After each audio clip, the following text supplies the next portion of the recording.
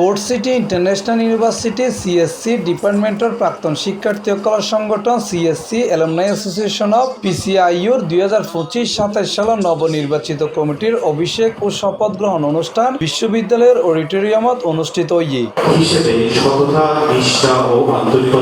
অনুষ্ঠানের প্রধান অতিথি হিসেবে উপস্থিত আছেন পোর্ট সিটি ইন্টারন্যাশনাল ইউনিভার্সিটির treasurer professor doctor Ganesh Chandra Roy. বিশেষ অতিথি হিসেবে উপস্থিত আছেন বিশ্ববিদ্যালয়ের ইঞ্জিনিয়ারিং ফ্যাকাল্টির dean professor doctor engineer Mofazzal Ahmed. তোমরা যে অ্যালুমনাই অ্যাসোসিয়েশনকে নিয়ে সামনের দিকে এগিয়ে যেতে চাও, বিশ্ববিদ্যালয়ের বিভিন্ন কর্মে, বিশেষ করে তোমাদের বিভাগের বিভিন্ন কর্মকাণ্ডে তোমরা অবদান রাখতে চাও, এই উদ্দেশ্যগুলো সামনে রেখে এবং একই সঙ্গে আমাদের সমাজটা তোমরা জানো যে নানাবিধ অসঙ্গতি আছে, কাজেই এই বিশ্ববিদ্যালয়ে তোমাদের বিভাগের উন্নয়নের জন্য তোমরা যতটুকু করবা, সমাজের জন্য একইভাবে নানা রকম দুর্যোগে তোমরা যদি এগিয়ে আসতে পারো তাহলে সেটাই হবে তোমাদের সফলতা।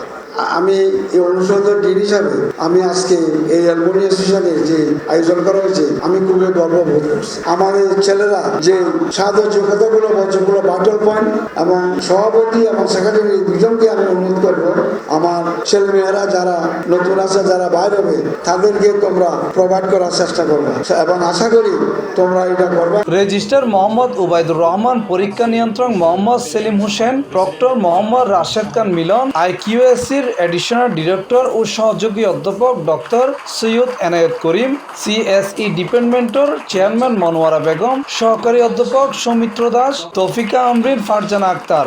এছাড়াও স্বাগত বক্তব্য রাখে অ্যাসোসিয়েশনের সাধারণ সম্পাদক তৌফিকুল ইসলাম। বিশ্ববিদ্যালয় শিক্ষকতাটাকে ধরা হয় যে top notch.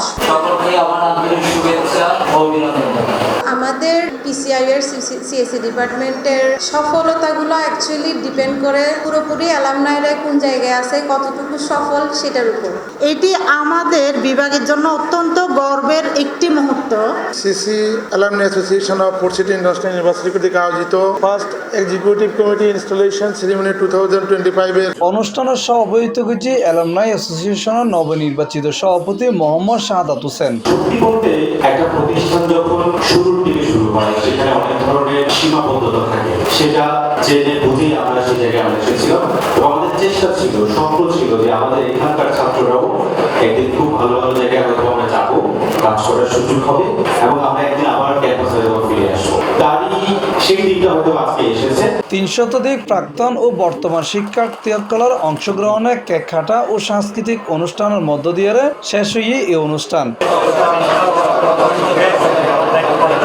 C+ TV Chittagong.